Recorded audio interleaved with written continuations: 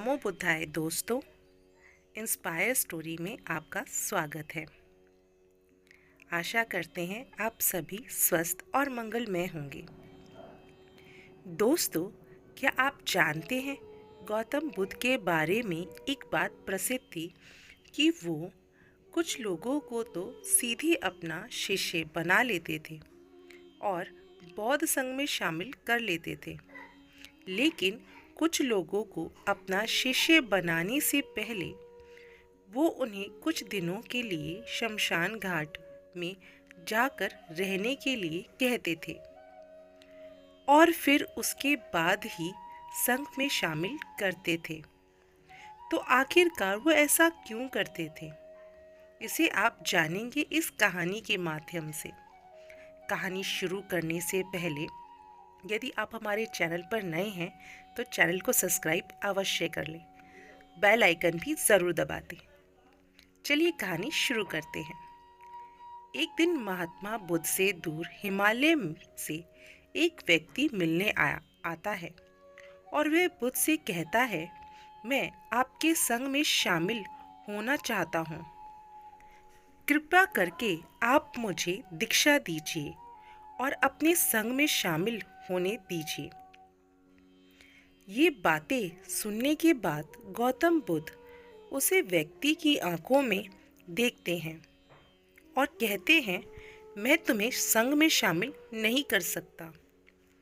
अगर तुम्हें संग में शामिल होना है तो उससे पहले तुम्हें एक पूरा दिन और रात शमशान में गुजारनी पड़ेगी। यह सुनते ही वह व्यक्ति डर जाता है और कहता है, बुद्ध, यह कैसी शर्त है? दिन में तो ठीक है, लेकिन मैं रात को शमशान में नहीं रुक सकता। बुद्ध ने पूछा, रात में क्यों नहीं रुक सकते? व्यक्ति ने कहा, क्योंकि रात होते ही शमशान में भूत प्रेत और आत्माएं घूमने लगती हैं। बुद्ध ने पूछा, क्या तुमने कभी किसी भूत प्रेत या आत्मा को अपनी आंखों से देखा है? व्यक्ति ने कहा, नहीं बुद्ध, मैंने अपनी आंखों से तो नहीं देखा, लेकिन मैंने लोगों के मुंह से भूत प्रेत और आत्माओं के होने की कहानियां ज़रूर सुनी हैं और मैंने कुछ लोगों को भूत प्रेत लगते भी देखा है। ऐसे लोग बहुत अजीब अजीब सी हरकतें करने लगते हैं। बुद्ध ने कहा, तो फिर यह तुम्हारे लिए एक बहुत ही सुनहरा मौका है यह जानने का कि क्या सच में भूत प्रेत और आत्माएं होती भी हैं या नहीं। व्यक्ति ने कुछ देर तक सोचा, फिर कहा, ठीक है बुद्ध, अगर आपकी ही शर्त है तो एक पूरे दिन और एक पूरी रात के लिए मैं शमशान में रुक जाऊंगा। इसके बाद वह व्यक्ति बुद्ध से आज्ञा लेकर अपने घर वापस चला जाता है। सुबह होते ही व्यक्ति फिर बुद्ध के पास आता है और शमशान जाने की आज्ञा मांगता है। बुद्ध ने कहा, ठीक है, तुम शमशान जा सकते हो, लेकिन एक बात का ध्यान रखना, पूरे दिन और रात में तुम जो कुछ भी वहाँ देखोगे या जो भी घटना तुम्हारे साथ वहाँ घटेगी, वो सब कुछ तुम मुझे आकर बताओगे। उसने कहा, ठीक है, मैं आपको बता दूंगा। उसके बाद वह व्यक्ति शमशान के लिए निकल पड़ता है। उसके जाते ही बुद्ध अपने दो शिष्यों से कहते हैं, तुम दोनों उसके पीछे जाओ और उसका ध्यान रखना, लेकिन ध्यान रहे उसे यह बात पता नहीं लगनी चाहिए कि तुम दोनों उसके आसपास ही हो।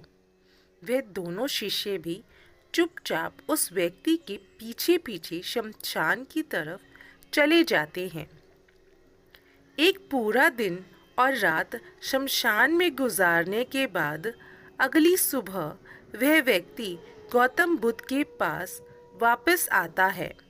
बुद्ध ने पूछा, बताओ क्या तुमने देखा वहाँ? व्यक्ति ने कहा, बुद्ध मेरे शमशान में पहुँचने से कुछ देर बाद मैंने देखा कि वहाँ एक अर्थी आई। उसके पीछे एक बड़ी भीड़ थी। वह अर्थी एक बूढ़े व्यक्ति की थी। उस बूढ़े व्यक्ति के चारों बेटों ने अर्थी को कंधा दे रखा था। चारों बहुत दुखी दिखाई पड़ रहे थे। वही अर्थी के पीछे चलने वाले कुछ लोग बातें कर रहे थे कि अच्छा इंसान था बेचारा, लेकिन अब नहीं रहा। वही कुछ लोग यह भी कह रहे थे कि अच्छा हुआ इसके साथ बेचारा बूढ़ा बिना किसी ज़्यादा दर्द और पीड़ा के इस दुनिया से चला गया। इसी तरह और भी लोग उसके बारे में तरह तरह की बातें कर रहे थे। फिर उस बूढ़े को चिता पर लिटाया गया और उसके बड़े बेटे ने उस चिता को अग्नि दी। फिर सभी लोग वहीं पास के ही तालाब में नहाकर वहां से चले गए। उसके बाद मैं काफ़ी देर तक वहीं बैठा हुआ उस जलती हुई चिता को देखता रहा। फिर जब दोपहर हुई तो वहाँ एक और अर्थी आई जो एक जवान औरत की थी। उस औरत का पति उस अर्थी के आगे चल रहा था।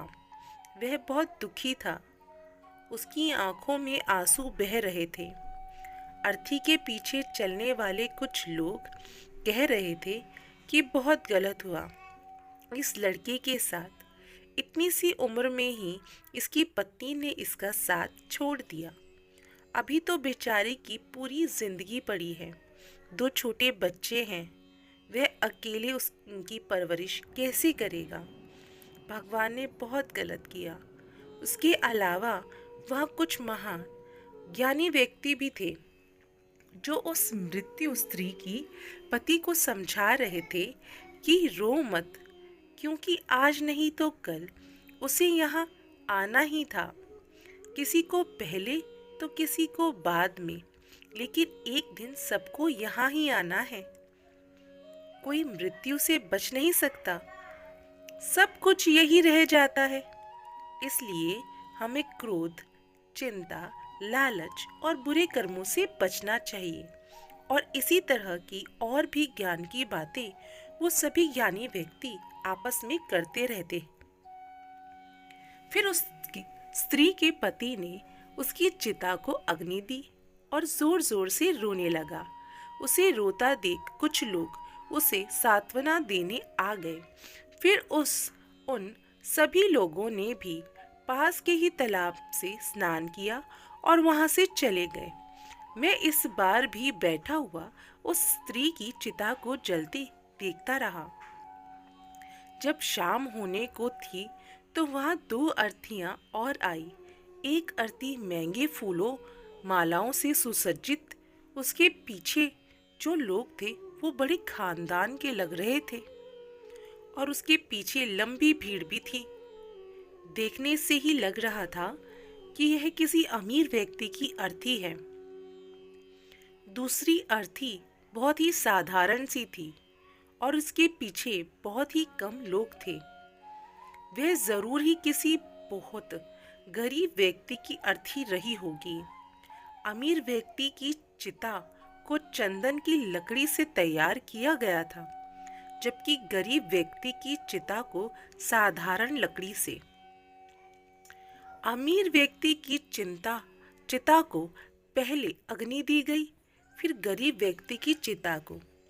बुद्ध ने पूछा, क्या तुम्हें उनकी चिताओं में कोई अंतर दिखा? व्यक्ति ने कहा, नहीं, मुझे तो कोई अंतर नहीं दिखा। दोनों के शरीर एक समान ही जले और अंत में राख हो गए। बुद्ध ने पूछा, फिर क्या हुआ? व्यक्ति ने कहा, उसके बाद रात हो गई और वहां कोई नहीं आया। बुद्ध ने फिर पूछा, क्या तुम्हें वहां रात में भूत प्रेत और आत्माएं दिखी? व्यक्ति ने कहा, नहीं, मुझे वहां कुछ भी नहीं दिखा, लेकिन मैं वहां पूरी रात खुद से ही डरता रहा। कभी हवा की सरसराहट से तो कभी जानवरों की आवाज से, और फिर सुबह हो गई और मैं आपके पास आ गया। बुद्ध ने कहा, बहुत बढ़िया किया, लेकिन मैं तुम्हें संघ में शामिल नहीं कर सकता। व्यक्ति ने कहा, लेकिन क्यों? बुद्ध ने कहा, क्योंकि तुम अभी उसके लिए तैयार नहीं। संघ में शामिल होने के लिए तुम्हें एक बार और एक पूरा दिन और रात शमशान में गुजारनी पड़ेगी। व्यक्ति ने बुद्ध को मनाने की बहुत कोशिश की, लेकिन बुद्ध नहीं माने। तो उसने दोबारा शमशान में जाना स्वीकार कर लिया। अगली सुबह बुद्ध ने आज्ञा लेकर वह फिर शामिल शमशान की ओर निकल पड़ा। बुद्ध ने इस बार फिर उसे व्यक्ति की सुरक्षा के लिए उसके पीछे अपने 2 शिष्य फिर भेज दिए। एक पूरा दिन, एक पूरी रात शमशान में गुजारने के बाद वो फिर बुद्ध के पास आया। बुद्ध ने फिर वही प्रश्न किया, बताओ, क्या देखा तुमने वहां? व्यक्ति ने कहा, बुद्ध, कल मेरे सामने 8 लोगों की चिताओं को अग्नि दी गई और उन सबके साथ भी वही घटनाएं हुई जो मैंने पिछली बार आपको बताई थी, कि बहुत से लोग रो रहे थे, कुछ उन्हें सांत्वना दे रहे थे और कुछ ज्ञानी व्यक्ति तरह तरह की बातें कर रहे थे। लेकिन एक अलग चीज़ जो मैंने इस बार देखी वो यह थी कि कुछ मृत व्यक्तियों के शरीर के कुछ हिस्से जो ठीक से नहीं जल पाए थे, उस अध जले हिस्से को चील कौवे और जानवर नोच नोच कर खा रहे थे। कुत्ते कुछ हड्डियों को अपने साथ उठा ले गए। यह सब देखकर मुझे एक चीज का एहसास हुआ कि जिस शरीर को हम इतना महत्व देते हैं, उसका अंत भी एक दिन इसी प्रकार होना है। व्यक्ति ने कहा, बुद्ध, अब तो मैं बौद्ध संघ में शामिल हो सकता हूँ। बुद्ध ने कहा, नहीं, मैं अब भी तुम्हें संघ में शामिल नहीं कर सकता। व्यक्ति ने कहा, लेकिन बुद्ध, मैं तो आपकी कही बात मान रहा हूँ। बात सुनकर 2 बार शमशान में रहकर आ चुका हूँ, अब तो आपको मुझे संघ में शामिल करना ही पड़ेगा। बुद्ध ने कहा, जिस महत्वपूर्ण चीज को देखने के लिए मैंने तुम्हें शमशान भेजा था, तुम अब तक उसे नहीं देख पाए हो, इसलिए मैं तुम्हें संघ में शामिल नहीं कर सकता। और तुम जब तक शमशान में वो नहीं देख लेते जिसके लिए मैंने तुम्हें वहां भेजा था, तब तक तुम संघ में शामिल नहीं हो सकते। यह सुनते हुए व्यक्ति फिर से आज्ञा लेकर अगली सुबह शमशान की तरफ निकल पड़ता है। वह एक पूरा दिन और रात शमशान में गुजारता है, लेकिन इस बार उसके अंदर अलग ही चमक आ चुकी थी। उसने वह घटना देख ली थी जो बुद्ध उसे दिखाना चाहते थे। अगली सुबह होते ही उसे बुद्ध के पास पहुंचने की बहुत जल्दी थी, जिस तरह आपको भी उसका जवाब सुनने की जल्दी है। जवाब सुनने से पहले चैनल को सब्सक्राइब अवश्य कर लें। वो अंदर से एकदम शांत और स्थिर हो गया था। उसके चेहरे पर गंभीरता आ गई थी। वह धीरे धीरे चलता हुआ गौतम बुद्ध के पास पहुंचा और उन्हें प्रणाम कर कर बिना कुछ बोले शांति से बैठ गया। बुद्ध ने फिर वही प्रश्न किया, क्या देखा तुमने वहां? व्यक्ति ने कहा, मैंने देखा कि 4 लोग मुझे अर्थी में लिटाकर शमशान की तरफ ला रहे हैं। लोग मेरी अर्थी के ऊपर फूल मालाएं फेंक रहे हैं। एक बहुत बड़ी भीड़ मेरी अर्थी के पीछे पीछे चल रही है। मेरे पिता, जो कि मेरी मौत से बहुत दुखी हैं, वो रोते हुए मेरी अर्थी के साथ चल रहे हैं। मेरा छोटा भाई भी मेरी मौत से बहुत दुखी है और रो रहा है। कुछ लोग मेरे भाई और पिता को समझा रहे हैं और उन्हें सांत्वना दे रहे हैं। भीड़ में चल रहे हैं। कुछ लोग भी मेरी मौत से दुखी हैं और कुछ लोग दुखी होने का दिखावा कर रहे हैं। भीड़ में से कुछ लोग बातें कर रहे हैं कि अच्छा इंसान था, अभी उम्र ही क्या थी बच्चे की। लेकिन भगवान ने इसे इतनी जल्दी बुला लिया और भी लोग मेरे बारे में तरह तरह की बातें कर रहे हैं। फिर मेरी अर्थी को शमशान की ज़मीन में रख दिया गया। मैं सांस लेना चाहता था, लेकिन मेरे अंदर सांस थी ही नहीं। मैं अपने हाथ पैरों को हिलाना चाहता था, लेकिन मैं हिला नहीं पा रहा था।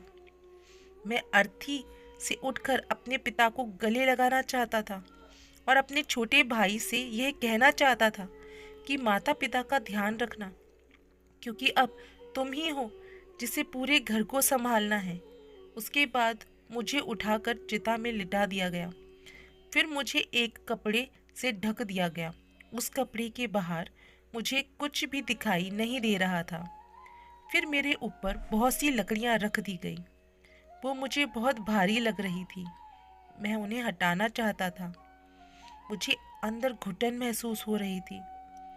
फिर कुछ समय पश्चात मुझे गर्मी का आभास हुआ। मैंने देखा कि मेरे पूरे शरीर पे आग लग चुकी है। मेरा पूरा शरीर किसी लकड़ी की भांति जल रहा था। मैं चिल्लाया क्या, लेकिन मेरे मुंह से आवाज नहीं निकली। मैं उस अग्नि में पूरी तरह से खो गया था। मैं पूरी रात खुद को ऐसी ही जलता देखता रहा और अंत में मैंने पाया कि मैं राख में तब्दील हो चुका हूँ। उस पूरी रात मैं पता नहीं कहाँ खो रहा था। ना तो मैं डरा और ना ही मुझे किसी प्रकार के डर का एहसास हुआ, और सुबह होते ही मैं आपके पास आ गया। यह सब सुन बुद्ध मुस्कुराए और बोले, अब तुम संघ में शामिल हो सकते हो। बुद्ध ने आगे कहा, जीवन को वही व्यक्ति समझ सकता है जिसने मृत्यु को समझ लिया हो। जैसे एक बीमार व्यक्ति की ही स्वास्थ्य रहने की महत्वपूर्ण अच्छे से समझ सकता है, वास्तव में गहरे ध्यान और साधना में उतरने के लिए अंदर ज्ञान का बीज होना बेहद आवश्यक है।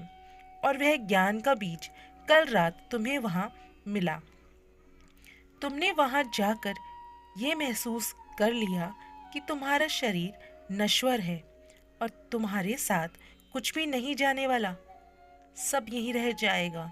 जब तुम पहले 2 बार शमशान गए तो तुम भी उन्हीं ज्ञानी व्यक्तियों की तरह ही थे जो शमशान में जाते ही धार्मिक हो जाते, जिन्हें वहां जाते ही मृत्यु की याद आती, शरीर के नश्वर होने की याद आती, और वह बड़ी बड़ी बातें करते, लेकिन वहां से निकलते ही फिर पहले जैसे हो जाते। वैसे ही सारे बुरे काम करते, अधर्म करते, खुद के शरीर के मोह करते, इसे अमर मान लेते और दूसरों से ऐसा व्यवहार करते जैसे वहाँ हमेशा रहने वाले हैं। लेकिन जब तुम तीसरी बार वहाँ गए तो तुम्हें अंदर से यह आभास हुआ कि तुम असल में वो नहीं हो जो तुम खुद को मानते हो। खुद के अंदर गहरा अध्ययन और समर्पण पैदा करने के लिए शरीर की नस्वता और मृत्यु का अनुभव करना बेहद आवश्यक है। अब जो ज्ञान का बीज तुमने कल रात पाया है, उसे अपने ध्यान में परिवर्तन करना और इसे इतना बड़ा करना, जो व्यक्ति तुम्हारे पास आए उसकी समस्याओं को तुम आसानी से दूर कर सको। सीख, इस कहानी से हमें शिक्षा मिलती है कि हमारा शरीर नश्वर है, ये एक ना एक दिन खत्म हो जाएगा। अगर किसी व्यक्ति ने जन्म लिया है तो मौत निश्चित है। इसलिए हमें क्रोध, हिंसा, लालच जैसी बुरी आदतों को आज ही छोड़ देना चाहिए। पता नहीं आज हम हैं कि कल होंगे भी या नहीं। होने की इसलिए वर्तमान समस्या में अच्छे काम कर लेने चाहिए। दोस्तों, आपको ये कहानी कैसी लगी हमें कमेंट कर कर ज़रूर बताएं। वीडियो अच्छी लगी हो तो इसे शेयर करें, हमारे चैनल को सब्सक्राइब करें, नए वीडियो की नोटिफिकेशन के लिए बेल आइकन ज़रूर दबा दें। धन्यवाद।